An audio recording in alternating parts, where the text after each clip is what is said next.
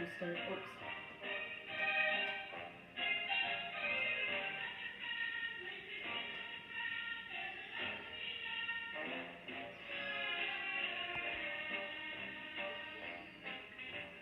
Just what makes that little old man think he'll move that rubber tree plant?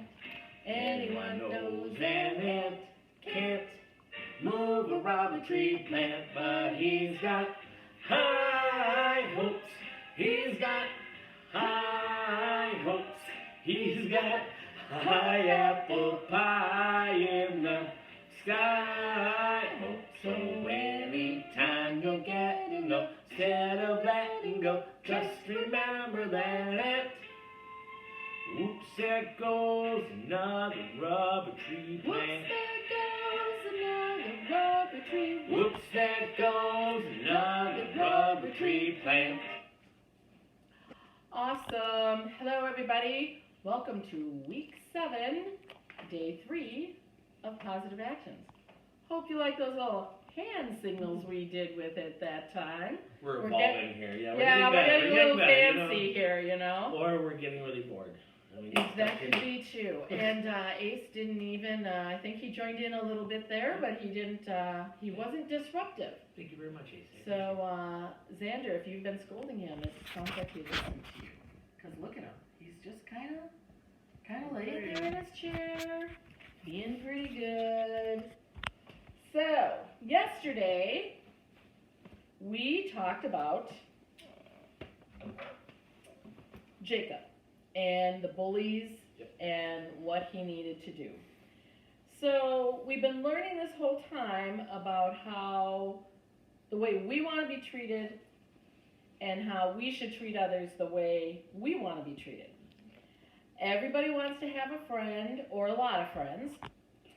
And if you have to remember when we talked about friendship, we said that friendship is caring between two people who choose to be together. So, in order to do that, you have to practice your positive actions so that you can have a lot of friends.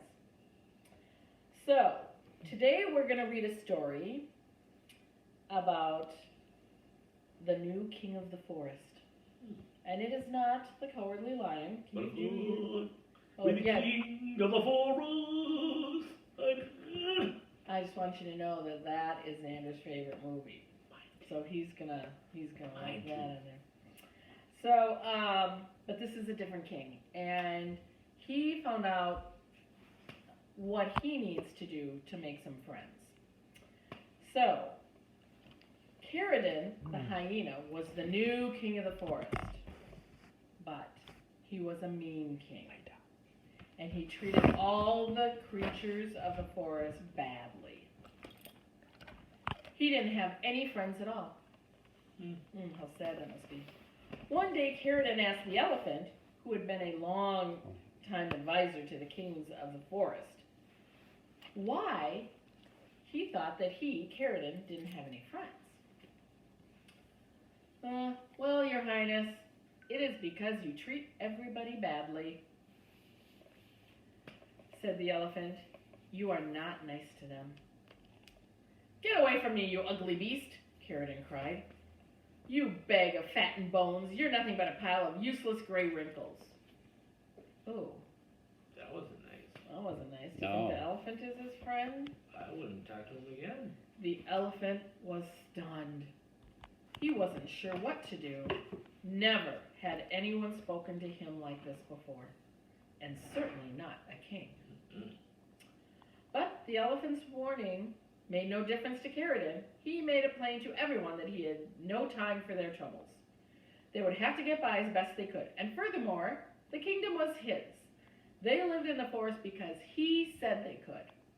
If any of the creatures made trouble, they would have to find a new forest to live in. None of you owns the trees, he told some birds who complained bitterly.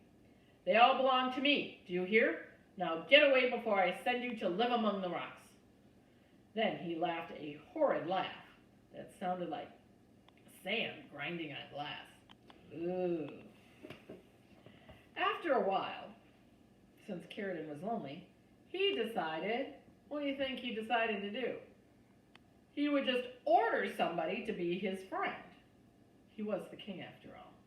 Do you think kings can do that? Well, you can order somebody, but you can't make them. Yeah, it doesn't really work that way. Mm-mm. So he chose Crandall, the macaw. Macaw is It's a bird. it's a bird. And told him it was his duty to be Cerridon's friend. Well, Crandall had no choice but to comply, but he had a plan. Oh, he must have been talking to the elephant. Mm-hmm. He thought if he could show Cerridon how to treat others, then he might earn some of his own friends. And if he had friends, then maybe Cerridon would be happy. So day after day, Crandall, the giant macaw, listened, watched, and waited. Each day he would try to convince Cerridon that if he treated others well, he would have friends. But Matthew, do you think Cerridon was ready to listen? No. Nope, he was stubborn. And one night, after a particularly lonely day, Cerridon was convinced. He would go along with Crandall to spend some time with the other inhabitants of the forest. That is a really good idea. Crandall would show him how to share their joys and their sorrows, because are friends only together in happy times? No. No, sometimes we need to support each other when we're sad, too. And he would help them solve their problems and work out their disagreements. At first, Cerridon really hated it. It is hard to be a good friend sometimes. But soon Crandall and Cerridon began to visit the den of the lioness, Mama Helen, and her cubs, all three of whom were grown very fast. They were there so often that the lions felt Crandall and Cerridon were part of their family. And sometimes when the evening air had cooled, they all sat among the grasses gazing at the stars. Oh, that would be nice, just leaning back and gazing at the stars. Spending time with them made Cerridon happier.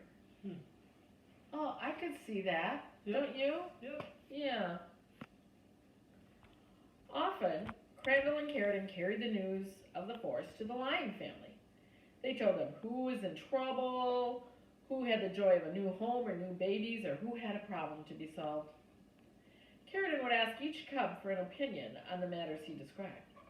One of the cubs, his name was Max, always seemed to care very much for his friends. Has Mrs. Giraffe been to see her neighbors yet? She really needs to talk with them about her garden, Max would say. Maybe you could encourage her. Oh, I'm so glad the hedgehogs worked things out with the skunk family. They must feel a lot better about themselves now. Cerridon thought Max sounded very wise. Cerridon realized he could learn a lot from Crandall and Max about being a good friend. They sure seemed to know a lot. Cerridon went home that night and thought for a really long time. He must learn to change his ways and treat others as he would like to be treated. He must earn others' friendships.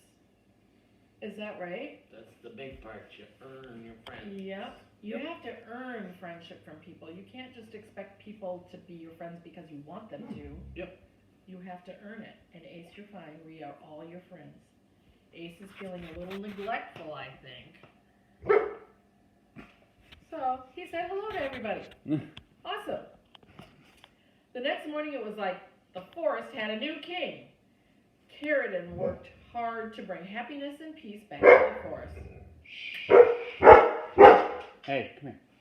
All the creatures agreed that the change was wonderful, and now they wanted to be his friend. They wondered Within. who had helped him to become a better friend. Why don't you come and sit here with me? Why don't you come here and sit down, Ace? Well, not there. Go ahead. Continue. Okay, Ace, come here. He's fine. Cerridon knew who taught him. It was Crandall and Max. He felt proud now that he could say they were his friends. And after that, all the creatures of the forest went out of their way to be kind and understanding whenever they met him. I think Ace was saying, oh, what did Hey. you like to That's learn? Let's Ace come. Okay, come on, come here. He I thinks think Ace gets a little jealous when we're doing these recordings, and so that makes him kind of bark. He thinks I have treats. And he likes treats. So I have a very simple assignment for you today. Your assignment today is just to draw pictures of the king and his new friends. So you have Carradine the hyena, Max the lion cub, Don't forget the macaw. and Crandall the macaw. And don't forget to put a crown on the king, because royalty likes to wear crowns. All right. Right, Matthew? Yep. Yep. All right, that is our lesson for today. Thanks for watching, and may all of your actions be positive ones. So we will see you next time.